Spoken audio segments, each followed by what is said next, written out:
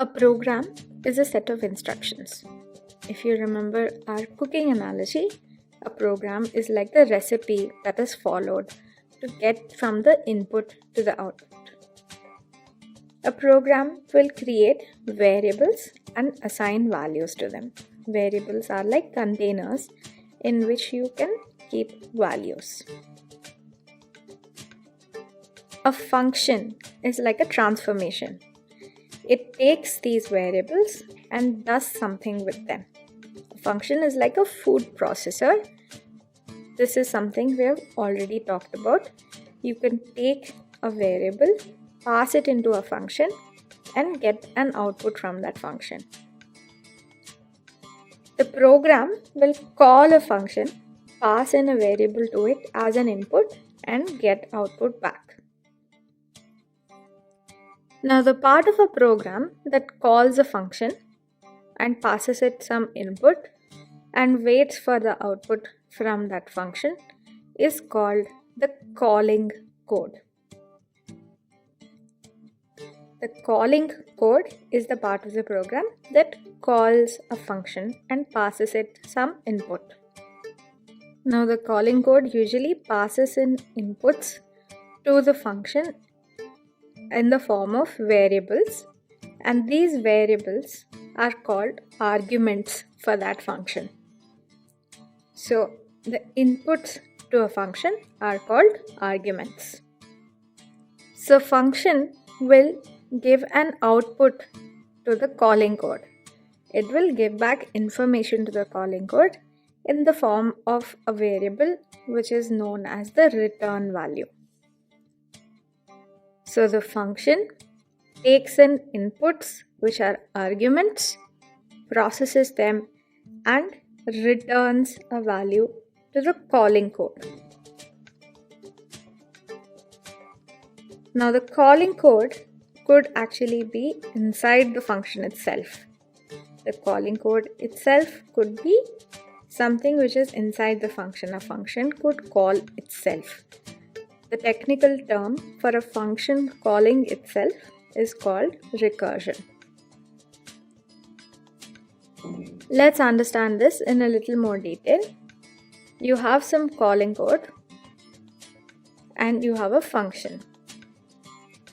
The calling code will be a set of instructions. So it will have different instructions like creating a variable. Another instruction could be to assign a value to some variable, and at some point in the calling code you would call a function. At that point the function takes in an argument which the calling code passes it and does some stuff to it, does some stuff with it, and sends a return value back to the calling code. So the calling code passes in an argument to the function and the function returns a value to the calling code. Once again, arguments are inputs that are passed to a function and the return value is the output which comes out after a function does stuff with the arguments. Then the calling code continues on and it will do some stuff with the return value from the function. Variables which are created in the calling code and then passed in as arguments to the function behave in a certain way. This is a little bit tricky, so let's go into it in a little detail. Let's take this example. What will this code print? You have a variable a that is created in the calling code and the value 5 is assigned to it. Then we've defined a function. Do some tiddly stuff. It takes in an argument b and then it changes b to b plus 5.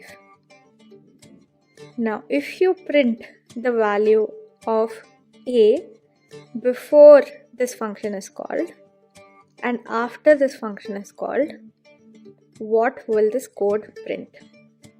Will the change made to the variable inside the function reflect once the function returns? you have a variable initialized with some value here, and then you call a function, pass in that same variable, the function does something to that variable. So in the calling code, do some tiddly stuff of A, basically passes A, the variable, as an argument to the function do some tiddly stuff. At this point, the code in the body of the function do some tiddly stuff will be called. B equals B plus 5 is the code in the body of the function. This basically takes in any argument that is passed into the function and does something with the value of the input that is passed into the function. It increases that value by 5. So to understand whether this code is going to print 5 or 10 is the big question. And to answer this question, we have to answer the meaning of existence, or at least the meaning of existence of variables. To understand that, let's understand how data exists in Python. All data in Python is in the form of objects. Now, when we assign a variable a value like a equals 1, a is the variable and 1 is an object. Numbers, strings, lists, and dictionaries are the different types of variables, and they are also the different types of objects. Now these types are like species.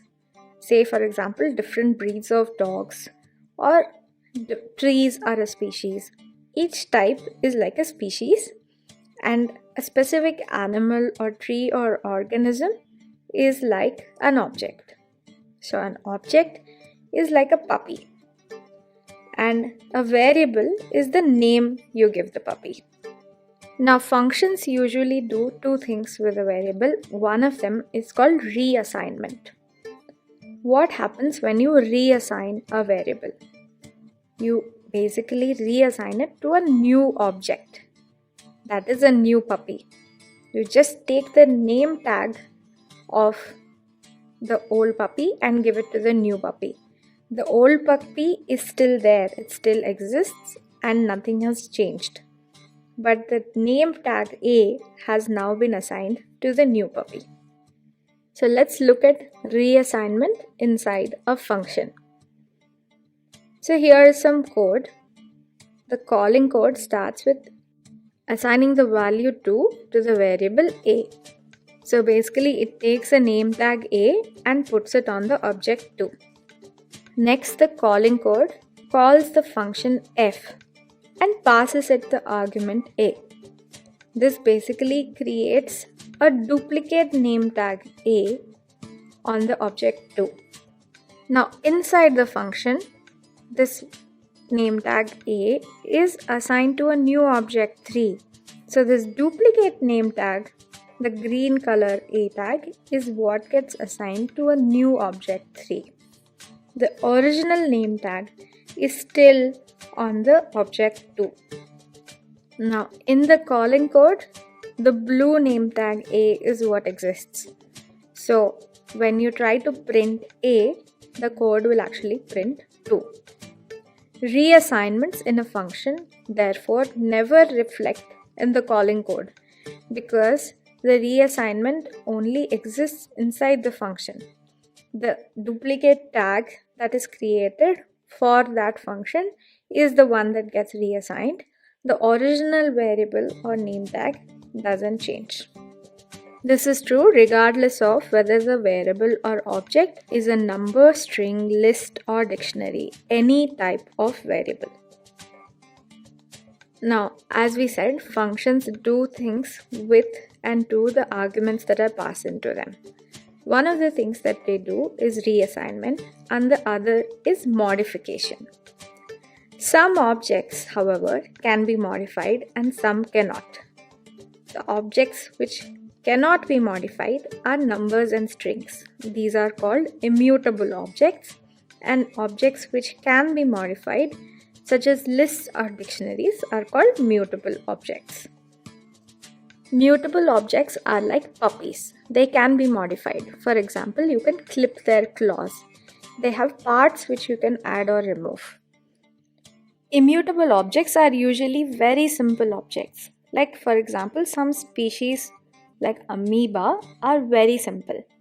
Once born, they don't change. When you try to mutate them, basically you get two completely new amoeba. You only get two new amoeba which are reproduced from the old amoeba. Let's look at modification inside a function, specifically to immutable objects.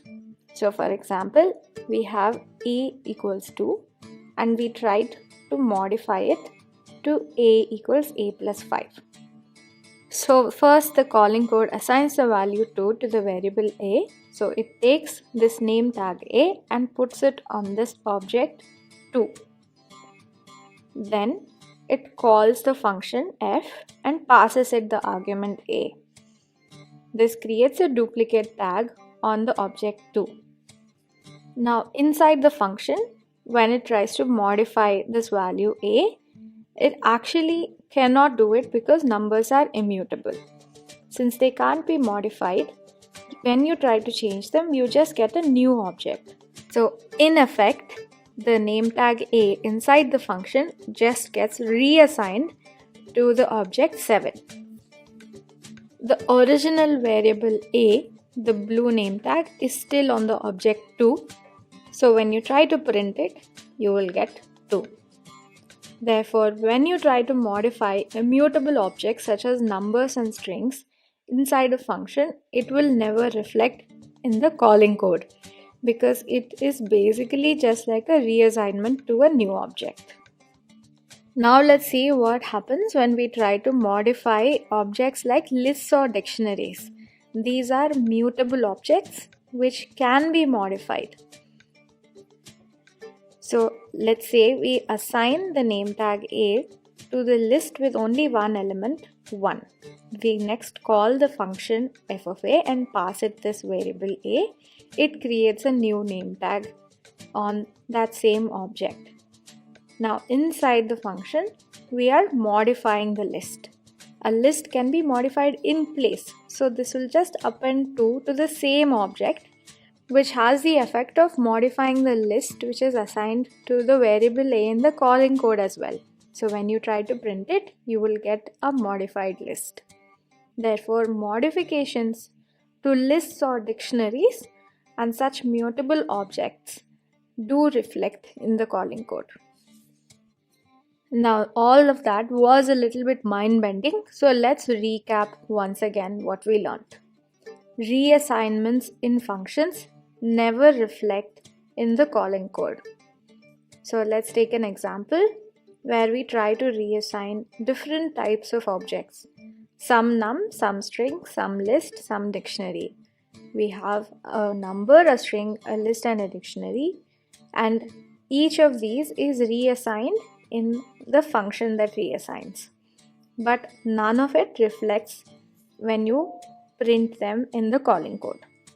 The values of all the variables before the function is called and after the function is called remains the same.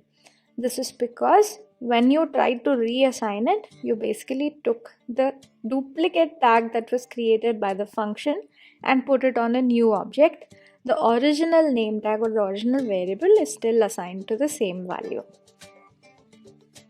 Numbers and strings, which are immutable objects, cannot be modified, but lists and dictionaries can. So lists and dictionaries can be modified inside a function, and here is an example to show you this. Once again, we have a number, a string, a list and a dictionary, and we have a function that modifies. Now the function tries to modify a number by adding a number to it, a string by adding a string to it, a list by appending something to it, and a dictionary by changing the value of a given key. Before the function and after the function, the number and string still remain the same, but the list and dictionary have been modified. Numbers and strings cannot be changed. If you try to modify them, the effect is the same as trying to reassign them to a new object, which, as you know, cannot happen.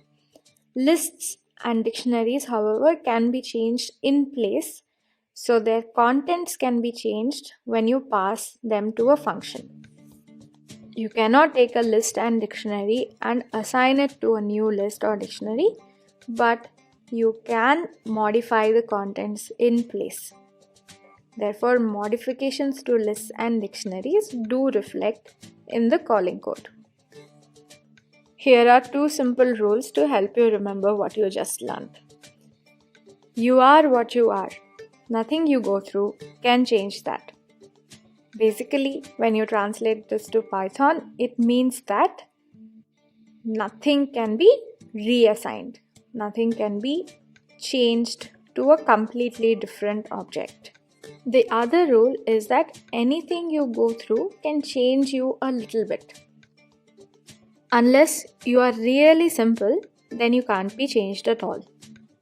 Translated, this means that lists and dictionaries can be modified inside a function in Python, but very simple objects like numbers and strings cannot. Pass by object reference is what we actually learned. This is how arguments are passed to functions in Python as well as in Java. Pass by value and pass by reference are the other paradigms by which you can do argument passing to functions. Pass by object reference means that some changes are permanent but not all. In pass by value, you are passing in the value inside the variable to the function. So nothing that is done to that value is actually reflecting in the calling code. So nothing is permanent. In pass by reference, everything is permanent because you are passing in the location in memory for that particular variable to the function. So anything that resides in that location in memory gets changed. This is used in C++ in some situations. Pass by value is used in C, and pass by object